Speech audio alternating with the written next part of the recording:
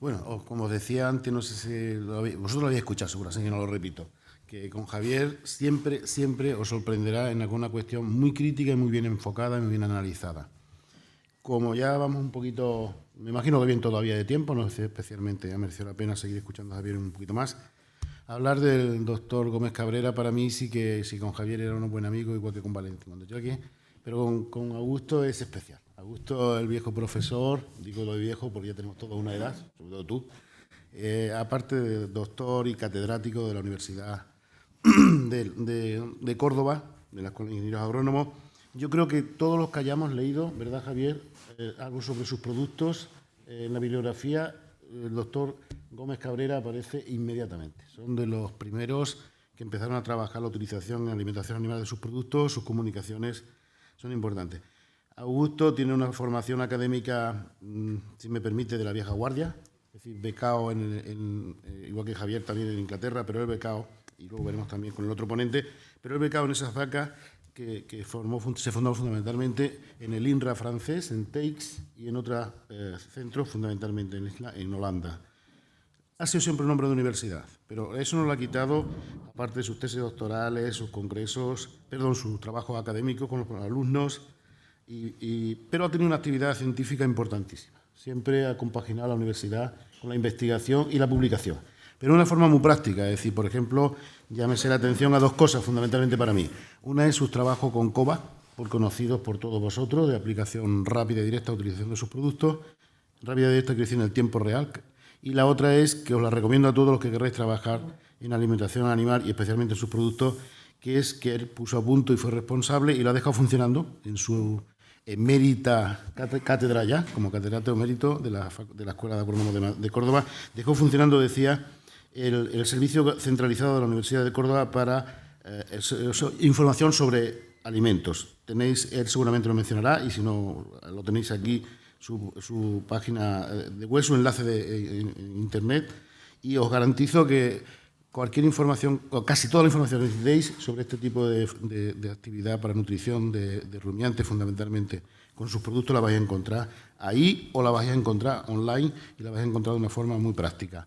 Yo creo que hablar de Augusto me podría tirar toda la mañana, pero me daré vergüenza, porque yo, entre otras cosas, he sido, aparte de amigo, alumno suyo. Y una vez más, voy a aprovechar en público para darte las gracias por todo lo que nos has enseñado, por lo menos en el tema de sus productos y en muchas cosas más. Augusto, gracias. Pues muchísimas gracias, Fermín, y muchas gracias al Laboratorio de SIDA por darme esta oportunidad. Yo estoy jubilado, y esto es como una llamada a la vida. El jubilado desaparece del mundo y esto es un reto. Debo decir que me he dejado el alma, lo digo sinceramente, o sea que independientemente de que haya acertado o no, yo he puesto aquí el corazón y he puesto un poco una reflexión personal. El reto que me han transmitido, esto que estamos haciendo aquí, es lo más difícil que uno puede encontrar. El racionar ovino en pastoreo. Una gallina, un cerdo, una estirpe absolutamente homogénea, alimentos muy definidos, muy controlados, en un ambiente muy controlado, eso se hace. Pero en pastoreo, entonces yo pedí consejo para decir cómo enfoco esto. Me lo dieron, pero la responsabilidad de acertar es mía. De manera que si tenéis que tirarle los tomates a alguien, tirármelos a mí, porque yo me he marcado un doble objetivo. Por un lado, comentar qué se hace ahora. Y por otro, sugerir cómo abordar la solución de los problemas existentes. Finalmente pido disculpas, porque voy a ser telegráfico. Únicamente las diapositivas que vamos a ver están explícitas, es decir, está escrito, se puede leer y podéis mirarlas en detalle posteriormente. Y lo que quiero es más que nada dar mensajes. El índice del contenido, lo tenéis ahí, unas consideraciones previas muy breves y después cómo estimamos el déficit nutritivo en pastoreo. Pasto disponible, pasto consumido y hacer algún ejemplo de racionamiento con las herramientas que tenemos. Posteriormente haré un comentario sobre sus productos, pero yo no quiero llamarlos subproductos, quiero llamarlos alimentos disponibles. Unos utilizados, unos comerciales y otros no. Las fuentes de información que hay para conocerlos, si yo tuviera que hablar de sus productos, no es porque conozca mucho, Fermín ha sido, digamos, absolutamente exagerado, sino porque hay muchísima información. Pero sí quiero deciros dónde podéis encontrar información práctica y de calidad. Y poner el énfasis un poco en cuestiones como la variabilidad terrible, concretamente de los subproductos más que de cualquier otro alimento convencional. La cebada, el trigo, el maíz tienen una variedad importante, los subproductos la tienen el doble. Voy a marcar algunos comentarios sobre estrategias a seguir, porque como veremos, los subproductos es un tema recurrente. Cuando no llueve, y desde luego SIVA ha tenido el acierto de traernos el día que llueve este otoño, esto es una gloria bendita, ya hemos solucionado el problema, ahora podemos dejarlo. Se encarecen, sobre todo los productos fibrosos, y tenemos que encontrar alternativas, pero nos encontramos con el problema y nos acordamos de Santa Bárbara cuando truena. ¿Qué hacemos? Y finalmente pedir disculpas, de alguna forma, porque tengo que ser telegráfico. La estrategia de escasez y la reflexión, porque sí me interesa fijar las pautas de lo que quiero decir. Ya acelerado. El tema de los subproductos es recurrente. Yo dejé de trabajar en subproductos hace 20 años. ¿Por qué? Pues porque no daban más de sí. Yo trabajaba en orujo de aceituna, hoja de olivo, pajas tratadas con amoníaco y aquello pues desaparecía. Y el día 27 hay en Linares una jornada dedicada al aprovechamiento de la biomasa de los restos de la poda del olivar. Podéis imaginar el subproducto que hay ahí y ya comentaremos algo. El otro es que subproductos estamos utilizando a mansalva. La harina de soja es un subproducto, originalmente. La harina de girasol es un subproducto. La paja es un subproducto. Y después otra cosa, la productividad del ovino de carne es limitada para que podamos introducir mucho capital.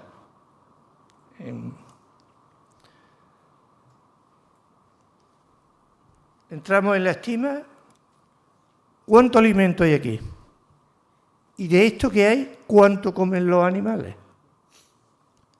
¿Cómo lo resolvemos? Normalmente, el pastor tiene una experiencia de situaciones similares y hace un cálculo. Bueno, aquí tengo para este rebaño, tengo 2 semanas, tengo 2 meses, y él estima un poco el mantenimiento de condición corporal, siempre y cuando aquello se asemeje a lo que de alguna forma, y todos los años no tienen el mismo porcentaje en leguminosas. Este año, si ahora empiezan los fríos, las leguminosas se nos van a venir abajo en el pasto que tengamos en la dehesa, porque debo decir que voy a centrarme en la dehesa y perdonar el resto. El técnico también hace observaciones y eventualmente analíticas. Alguna muestra. Tiene quizás menos experiencia que el pastor, pero tiene un enfoque más amplio. Ve posiblemente problemas cuantitativos y cualitativos. Y el investigador identifica zonas de pasto típicas, las analiza, las mide, las recorta, después hace transectos y va identificando esto es un 4, esto es un 3 y va anotando. Y tiene un porcentaje del espacio total dedicado a esto. ¿Cómo podemos mejorar la estima del pasto disponible? Aquí tienen un ejemplo, esto es del 2005, quiere decir que ya hace tiempo. Estos 2 investigadores están trabajando con un aparato NIR montado en un quad, están pasando por encima del pasto y están recogiendo el espectro. Y después lo correlacionan no solo con la calidad del pasto que están viendo, sino con la productividad de los animales que están pastando en ese campo, con unas condiciones específicas. A esos espectros después le asignan estos datos. Muchos cálculos, muchos datos, nos pueden dar una aproximación, desde luego, muchísimo más válida que la que tenemos actualmente. La otra opción, debo agradecer a EA Group Sociedad Cooperativa, que hace 2 semanas viniera allí a nuestro departamento Miguel Cortés a comentarnos qué es lo que está haciendo. Yo conocía algo, pero no el detalle. Básicamente ellos están adelantándose a tratar de estimar a través de algo que tenemos disponible, que es las imágenes satélites, la cantidad y calidad del pasto disponible. Calma, esto no es una cosa fácil.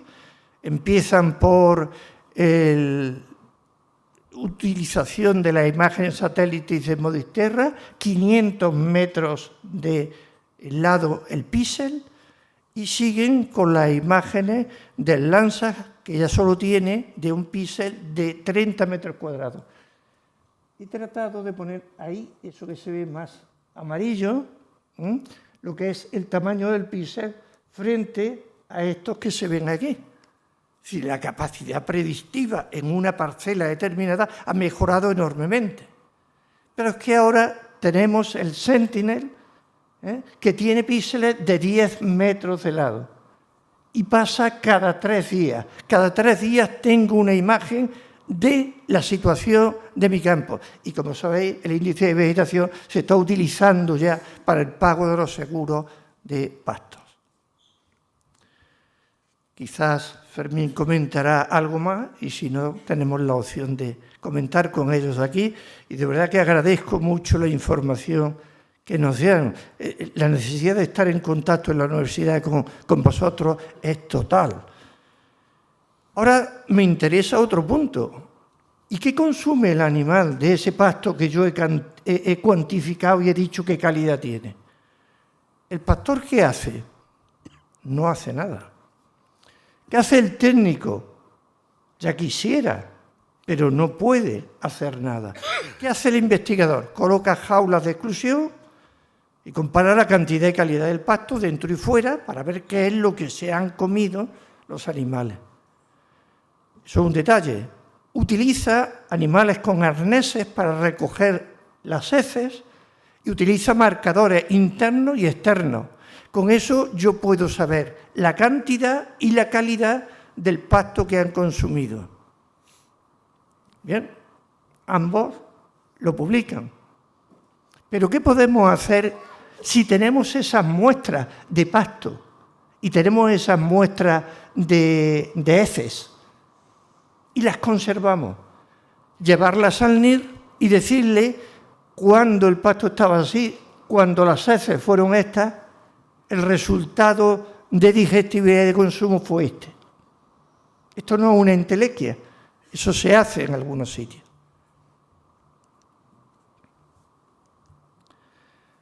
Estima de déficit, vamos a hacer un ejemplo en pastoreo. Me tengo que ir al INRA. Hay otras muchas opciones, yo soy bastante por la formación que habéis conocido. La impronta primera fue en el INRA-ET con de Marquillí, en fin. Gente muy racional, muy Descartes estaba allí. Y bueno, aquí lo vamos a hacer un pasto de esa y tenemos que buscar información. Yo he cogido 2 datos y tengo el SIA, tengo datos medios de valores de... y tengo datos por... bueno, tenemos, perdonad, no son míos para nada, todo lo contrario. Son de todos, incluso de los chinos, porque está abierto a consulta de todo el mundo. Argemiro Daza, que muchos conoceréis, y no a Terradillos, pero Terradillos es un manual editado en Andalucía sobre alimentación del ganado, entre otras cosas en pastoreo, y yo soy participante, o sea que lo malo de eso, en parte también mío. Pues tenemos datos de producción de materia seca por hectárea y día, El porcentaje, que como veis varía, estos son 1.500 y pico kilos por hectárea, y hay producciones algún año de 11.000 en alguna zona. Las unidades forrajeras, los gramos de materia nitrogenada digestible, los PDI, N y E, la unidad de lastre bovino y la unidad de lastre ovino, que la he deducido porque DASA daba en vacuno.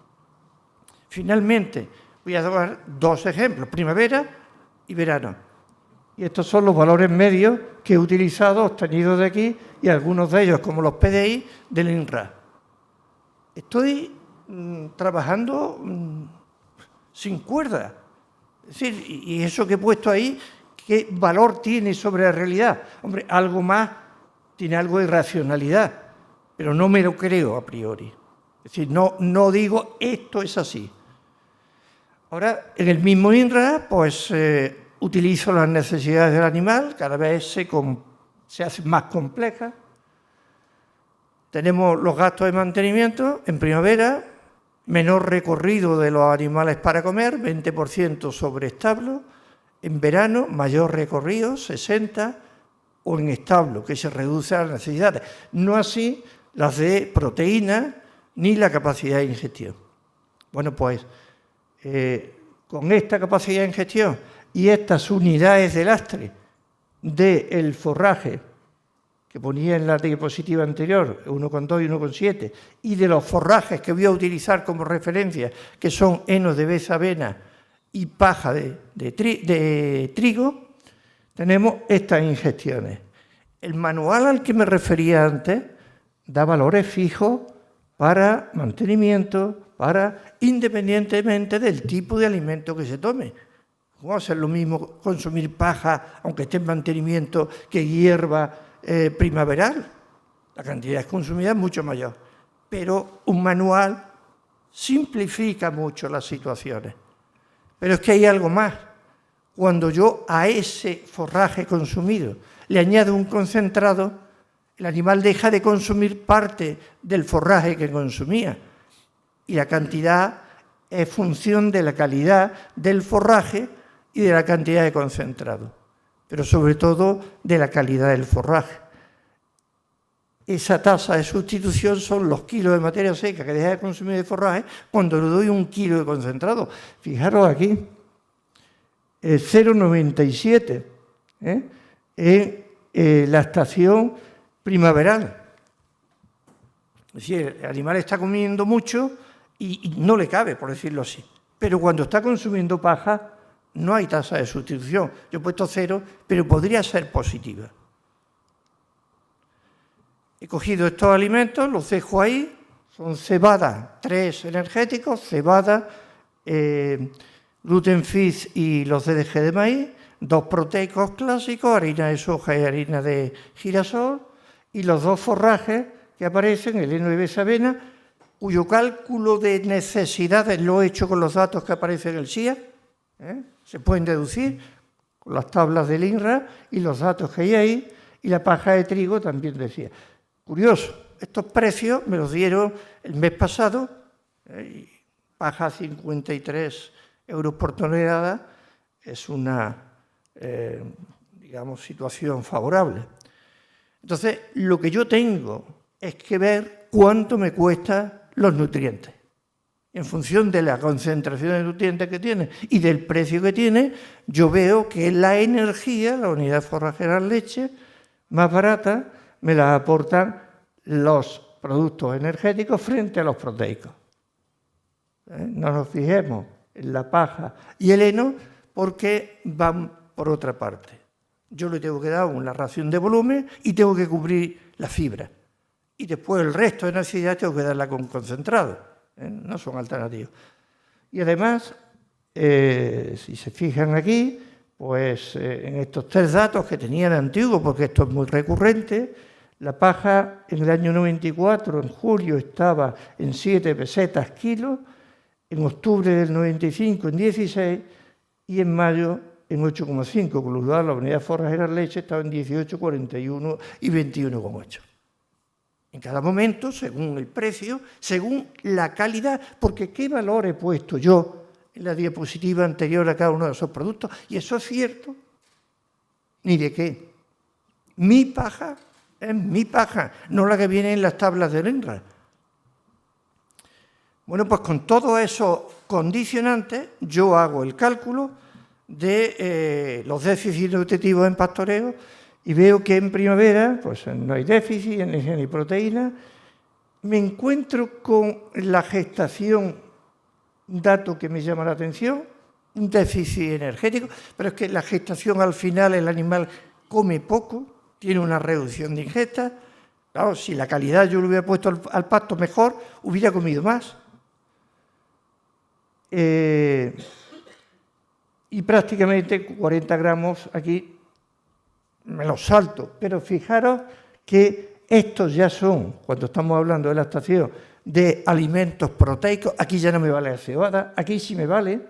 Aquí tengo que hacer mezclas de cebada, que es la más barata, con algunos de los otros. Gluten Fit, DDG, harina de girasol, que era la que daba la proteína más barata, y sobre todo la estación de la semana 1 a 3, 1 y 3. Aquí el animal todavía no ha alcanzado su tope de ingestión. Tiene unas necesidades muy altas. Está perdiendo condición corporal. Lo puse en la primera diapositiva, al parto 3,5, al final, en la cuarta semana, 3 ha perdido. Después, mantener la condición corporal. Es lo que me he planteado. Y ante esa situación, aquí tendría que dar esos 50 gramos de harina de soja. No es lo mismo. Y podéis estar seguros, y yo tengo ensayos hechos simplemente a nivel empírico, con ovejas en gestación en hinojosa, está Paco Rébola por ahí, dándole cebada o cebada mezclada con harina de girasol, y las ovejas, los corderos nacían más gordos con la cebada de harina de girasol, a pesar de tener menos energía, el kilo que le daba, pero la oveja perdía más peso o engordaba menos. Y en la lactación, la oveja perdía más peso, pero producía más leche y el cordero engordaba más. Simple y llanamente es una cuestión de nutrientes. Es lo que tenemos que ver. Estamos haciendo racionamiento.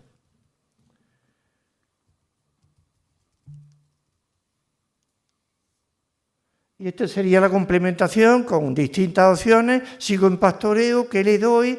Lo meto en establo porque me reduzco el coste, ¿qué le doy?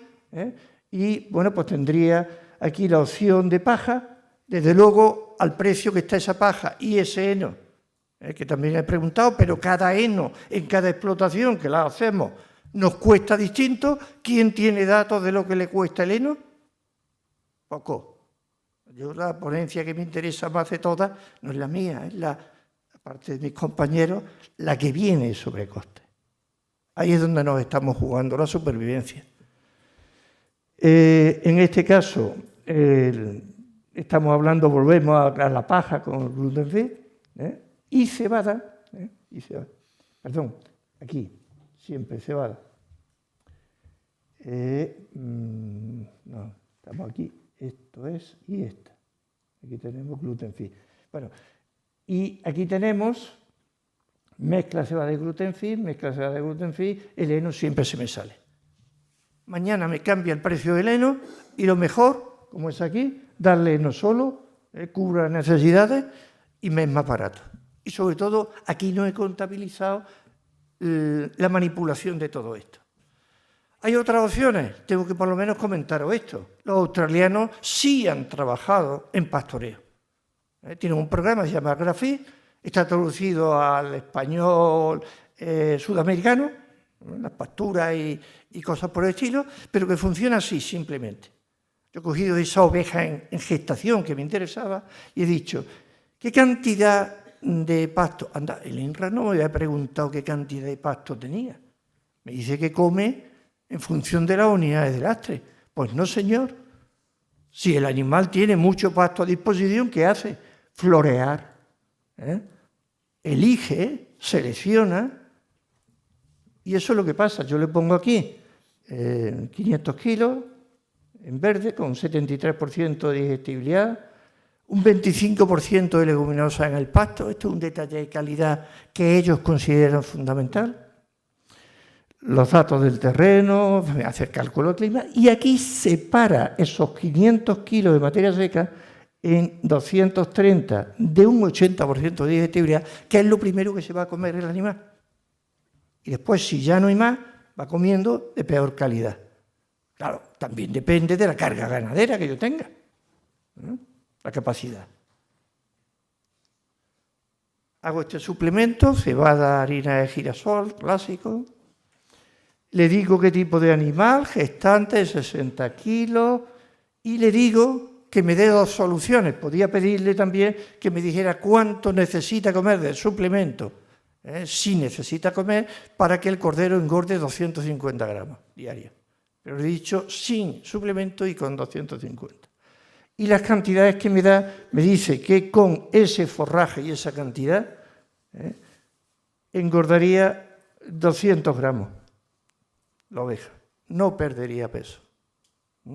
Y después engordaría algo más, distribuye por lana y el cuerpo del animal, los productos fetales. Y un detalle concreto, este animal por su potencial podría consumir, en teoría, 1,75 kilos de esa materia seca, de ese forraje. Pero como consecuencia de la disponibilidad de los componentes, etcétera, ha consumido solo y casi todo, 1,69, de una digestibilidad mayor, y hace un reparto. Esto es un programa que además hace recomendaciones sobre eso y está disponible. Ahora, no lo tenemos contrastado con nuestro medio, y desde luego tenemos algunas ocasiones, algunas imágenes que nos dan una diversidad que es terrible y es muy difícil. Los subproductos son alimentos. Está lleno, energéticos, concentrados energéticos, proteicos, de volumen, con alta humedad, con secos pero muy fibrosos. ¿Por qué he puesto en azul los de alta humedad en tejidos? En tejidos, no mojados. Pues porque son los que rellenan también, los que lastran. Algunas veces los animales comen paja y comen ramones y ramonean cuando están en una hierba primaveral para consumir más materia seca. Porque quiero comentar sobre ello un poco los problemas de manejo. Estos subproductos se trata de subproductos estacionales y heterogéneos. Por logística, yo lo enfocaría a las plantas de mezcla. Es decir, yo no veo al ganadero abasteciéndose y utilizando estos subproductos, porque hay que conservarlos y hay que mezclarlos en muchas ocasiones, o hay que distribuirlos. La distribución en pastoreo también es compleja. Y desde luego serían más adecuados para ovejas lecheras en aprisco, o si meto las ovejas lactantes, las tengo en verano porque me ha dado por ahí y tengo paridera en todo el año.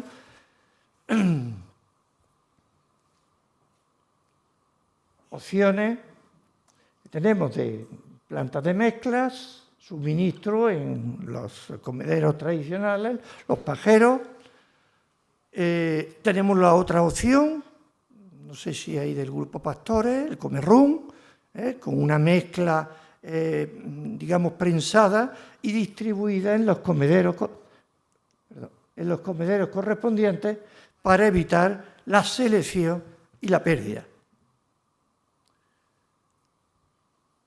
Tenemos los subproductos húmedos que en estas plantas de mezcla los podemos almacenar en la época de producción y utilizarlos a lo largo de todo el año. El ganadero tiene dificultades para esto. Aquí tenemos una fotografía, debo decir que esta es del Beitar,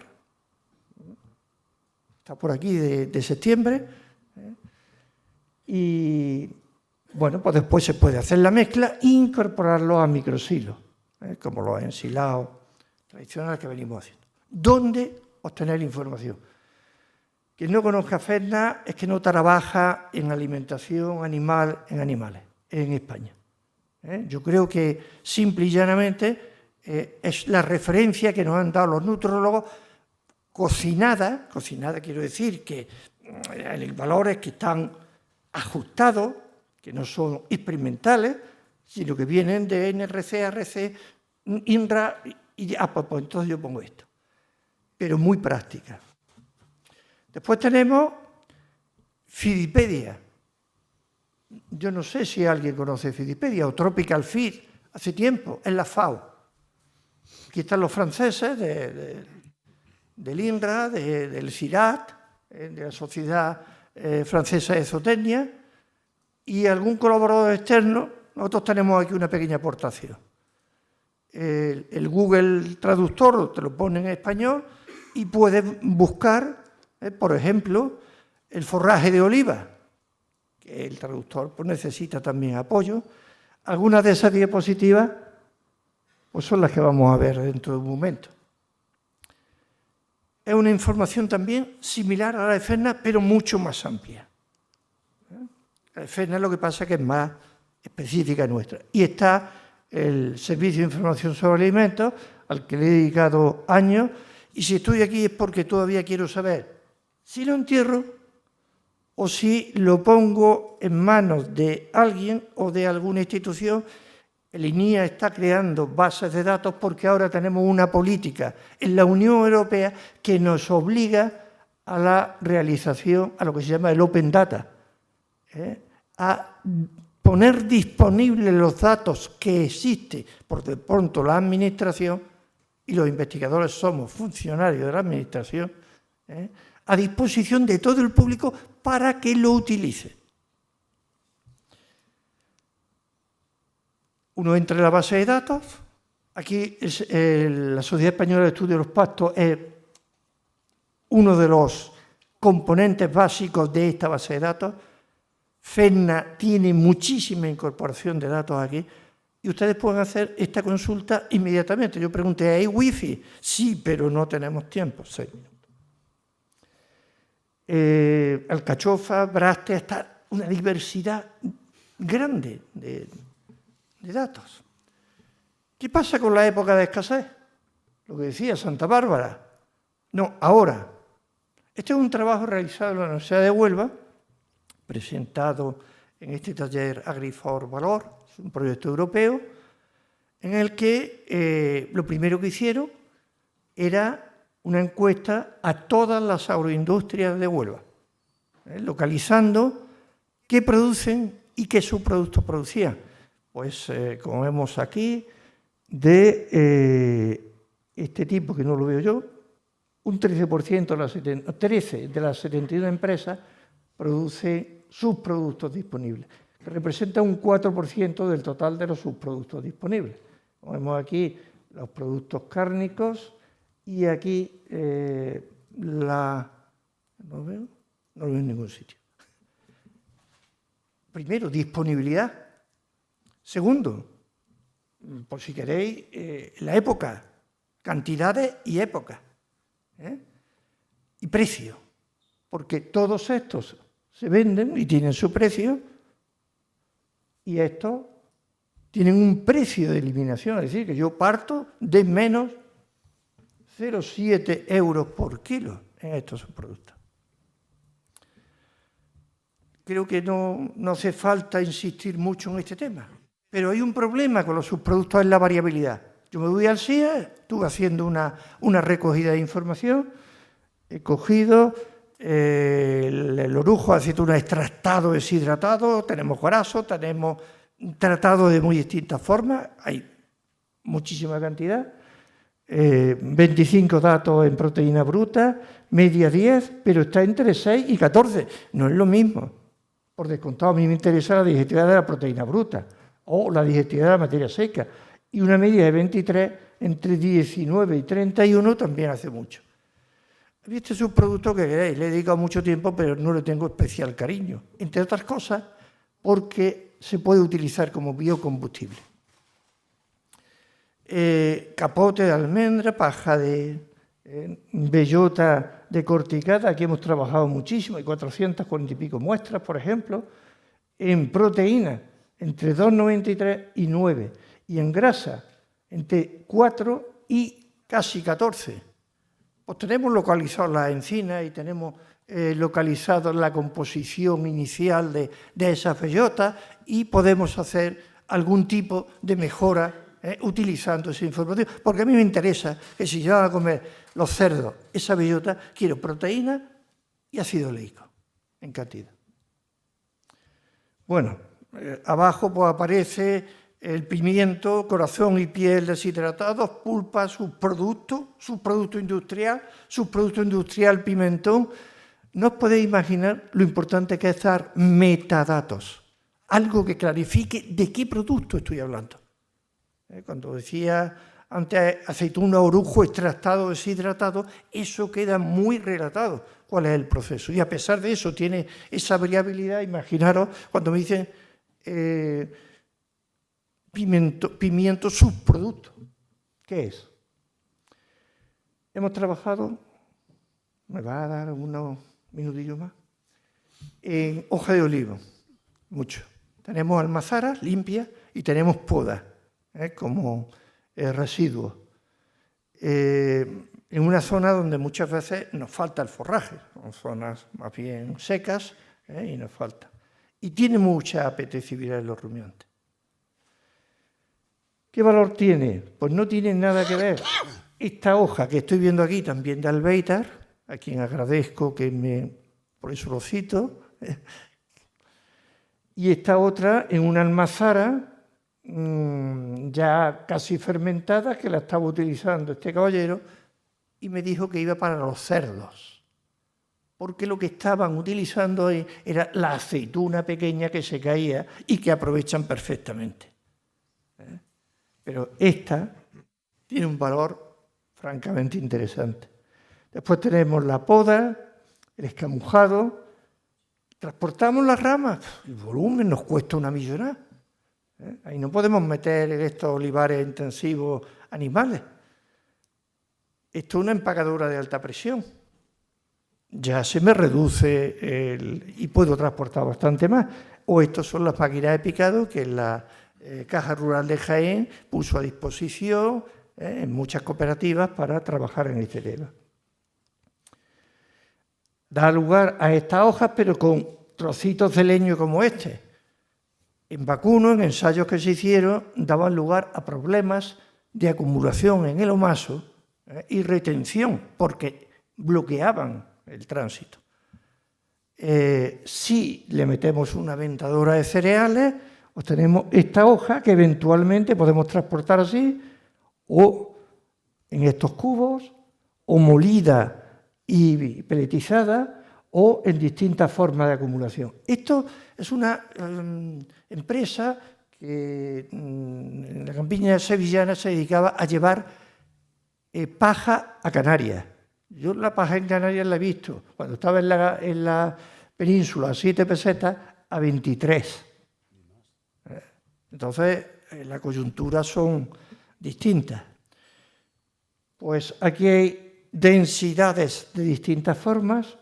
Aquí hay composición que me interesa mucho decir. El fósforo es ridículo, la cantidad que tiene un déficit de fósforo, y puede tener problemas de cobre para el ovino. Claro, o el sulfato de cobre que se utiliza para el repilo. No juego los precisos. Digestión de materia orgánica. Hemos tenido un señor podando el día y quitando las hojas para dárselas de comer a los corderos en la jaula de digestividad. O bien meter en estufa esas ramas, o dejarlas en una habitación secar 3 meses y después ya 2 años, esto lo teníamos, y decíamos, vamos a hacer un ensayo, esto a ver cuánto ha perdido. Lluvia 3 meses, empacado, y todos los ramones picados pierden un valor nutritivo rapidísimamente. Lo he hecho incluso con datos in vitro.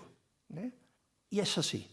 No me preguntáis qué pasa en la dinámica de combustión, de respiración de esa planta mientras está secándose, para que si tiene la rama pierda menos nutrientes que lo otro.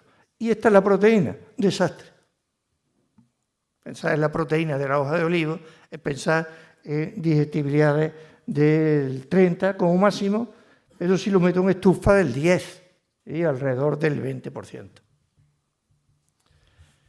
De hecho, estábamos haciendo ensayos con corderos, estaban alimentándose, estaban consumiendo 23 gramos de materia seca por kilo de peso metabólico, le dimos 100 gramos de harina de girasol y pasaron, en cuestión de un día, a consumir 42 gramos de materia seca por kilo de peso metabólico.